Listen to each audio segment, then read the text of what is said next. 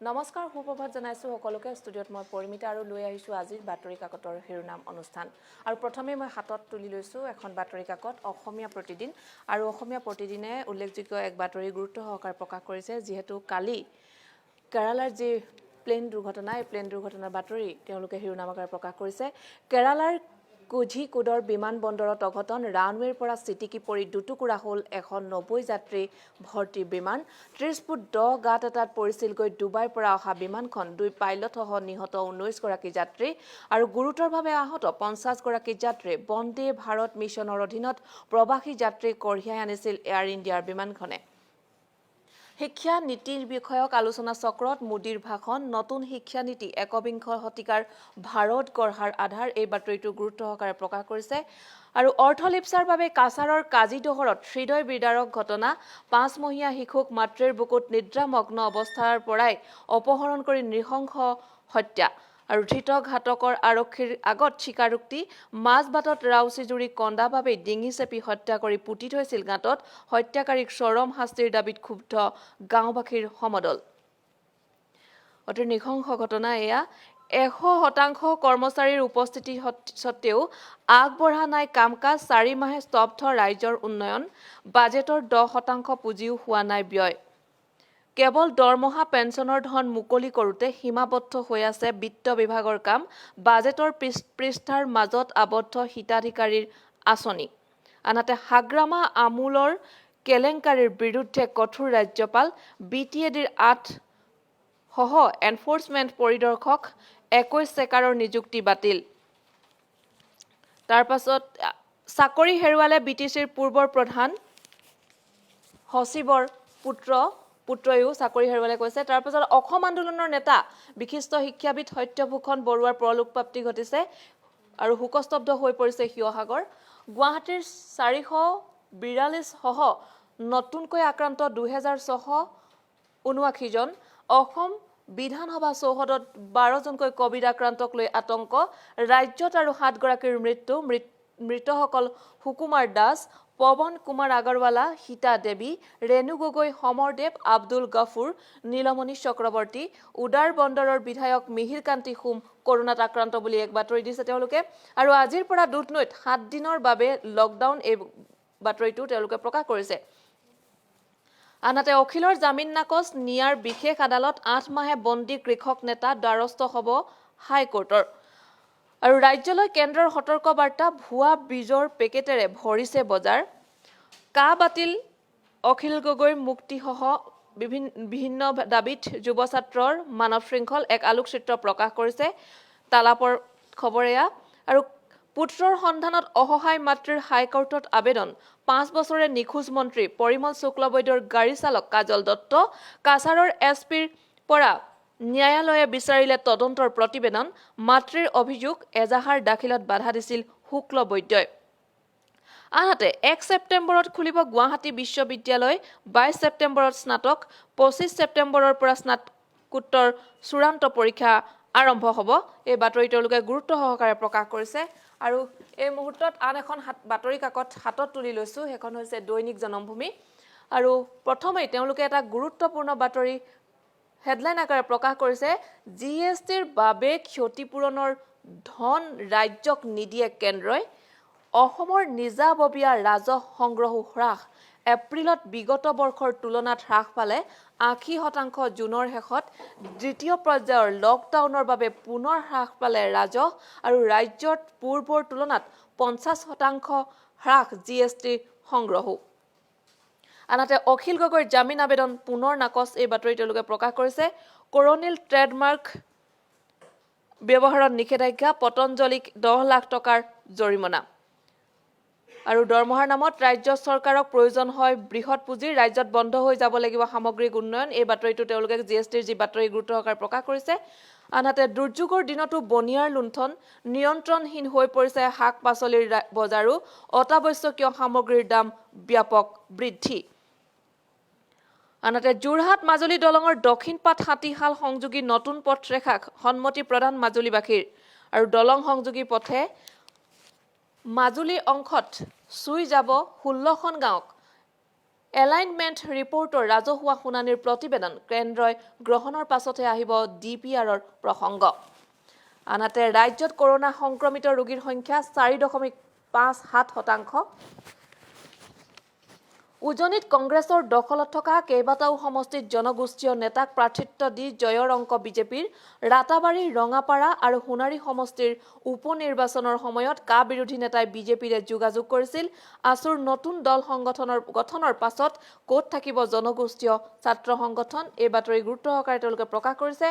আৰু সাংসদ পল্লৱ লোচন দাস, বিধায়ক পদ্ম হাজৰিকাৰ ঘটনাস্থলী পৰিদৰ্শন। ভৰাহিংৰি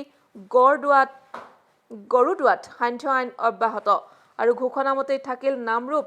আছুৰ মুণ্ডন চৰকাৰৰ হবদাহ। আনহাতে ভাৰতত ভয়ংকৰভাৱে বৃদ্ধি পাইছে কৰোনাৰ সংক্ৰমণ। 24 ঘণ্টাত অভিলেখ সংখ্যক 62,538 জন আক্ৰান্ত।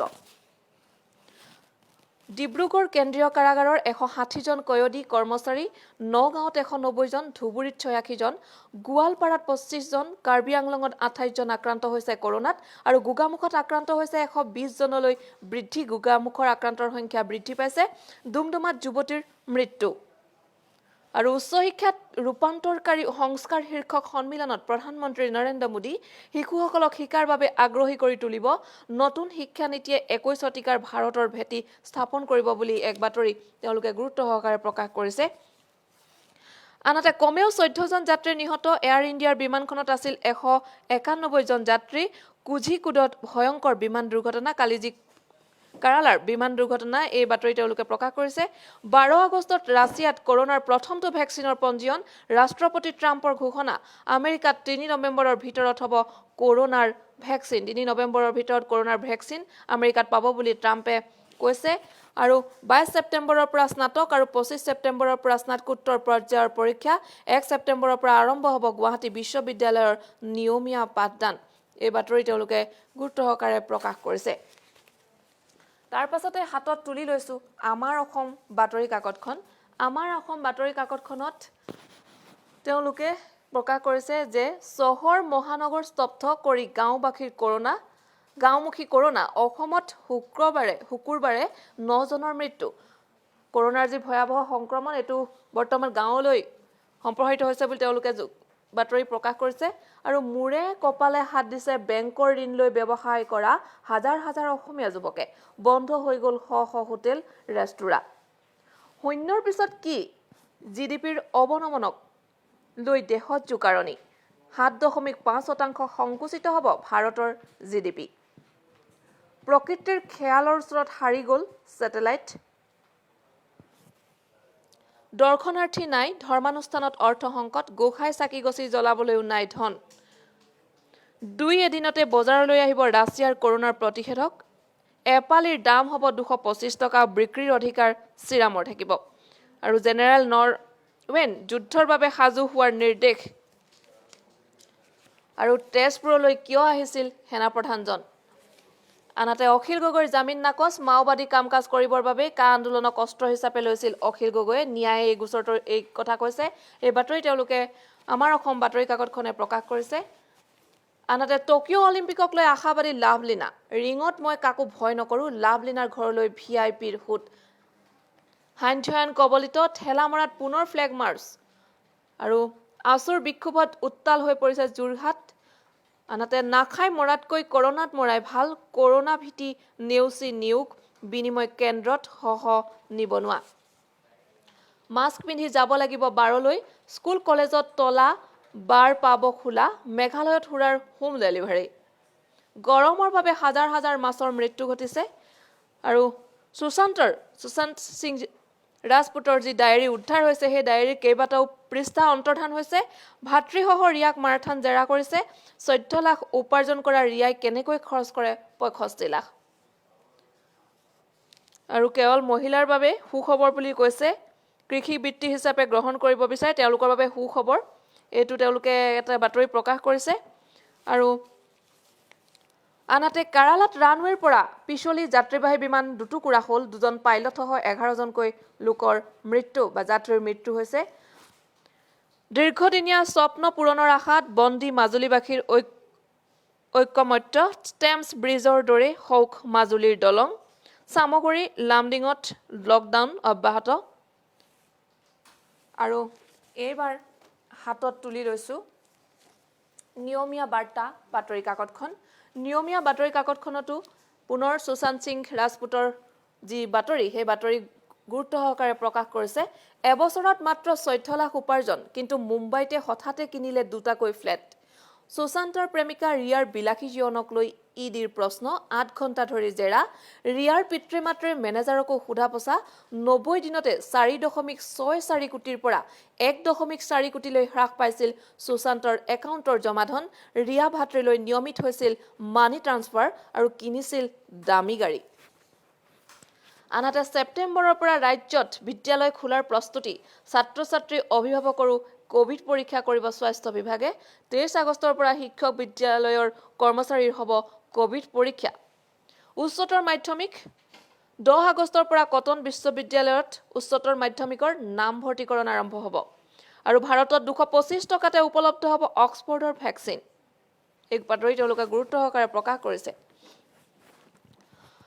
আৰু কল ৰেকৰ্ডত চাঞ্চল্যকৰ তথ্য মুম্বাই আৰক্ষীৰে ডিচিপিৰে ঘনিষ্ঠ সম্পৰ্ক ৰিয়াৰ সুশান্ত সিং ৰাজপুতৰ ঘটনাই নতুন মূৰ লৈছে আৰু মানুহ কিমান অমানসিক হ'ব পাৰে কাছাৰৰ সোণাইৰ কাজিদহৰত ভয়ংকৰ কাণ্ড 5 মহীয়া কণমানিক অপহৰণ কৰি নৃশংস হত্যা আৰু পুৱতি নিশা মাতৃৰ বুকুৰ মাজৰ পৰা অপহৰণ দুৰ্বৃত্তৰ অতি ভয়ানক ঘটনা দুৰ্বৃত্তই পুৱতি নিশা মাতৃৰ কাষৰ পৰা বুকুৰ পৰা অপহৰণ কৰি নিছে এটি কণমানি শিশু আৰু অপহৰণ কৰি নৃশংসভাৱে হত্যা কৰিছে কাছাৰৰ সোণাই কাজিদহৰত এই ভয়ংকৰ কাণ্ড সংঘটিত হৈছে আনহাতে নগা সমস্যাৰ ৰাজনৈতিক সমাধান কল্পে কেন্দ্ৰৰ কুচকাৱাজ শান্তি চুক্তি চূড়ান্ত কৰাৰ তৎপৰতা দিল্লীৰ গোপন স্থানত অনানুষ্ঠানিক বৈঠক আৰু NSCN ইছাক মুইভা গোটৰ গৃহ মন্ত্ৰালয়ৰ শীৰ্ষ বিষয়াৰ অংশগ্ৰহণ অহা সপ্তাহৰ প্ৰথম ভাগতে বহিব আলোচনাত স্বাধীনতা দিৱসত লালকিল্লাৰ পৰা প্ৰধানমন্ত্ৰীয়ে দিব পাৰে সুখবৰ 24 ঘণ্টাত ৰাজ্যত কৰোনাত মৃত্যু 6 জনৰ আক্ৰান্ত হৈছে 2679 জনৰ 15 আগষ্টলৈ ৰাজ্যত 2.3% হ্ৰাস পাব কোভিড সংক্ৰমণ উদাৰবন সমষ্টিৰ বিধায়ক মিহিৰ কান্তি হোম পজিটিভ দেহৰক্ষীৰ দেহত মাৰাত্মক ভাইৰাছ বিৰোধী দলপতি দেৱব্ৰত শইকীয়াৰ বাসগৃহ কণ্টেইনমেণ্ট জন হিচাপে ঘোষণা কৰিছে আৰু MGNৰেগাই পুৰাব পৰা নাই চাহিদা অসমৰ গাঁৱে চহৰে নিবনুৱা সমস্যাৰ ভয়াৱহ ৰূপ লকডাউনত দেশ বিদেশৰ পৰা উভতি আহিল 45,120 জন শ্ৰমিক প্ৰশিক্ষিত শ্ৰমিকৰ সংস্থাপনৰ বাবে ৰাজ্য চৰকাৰৰ নাই কোনো আঁচনি এই বাতৰি তেওঁলোকে প্ৰকাশ কৰিছে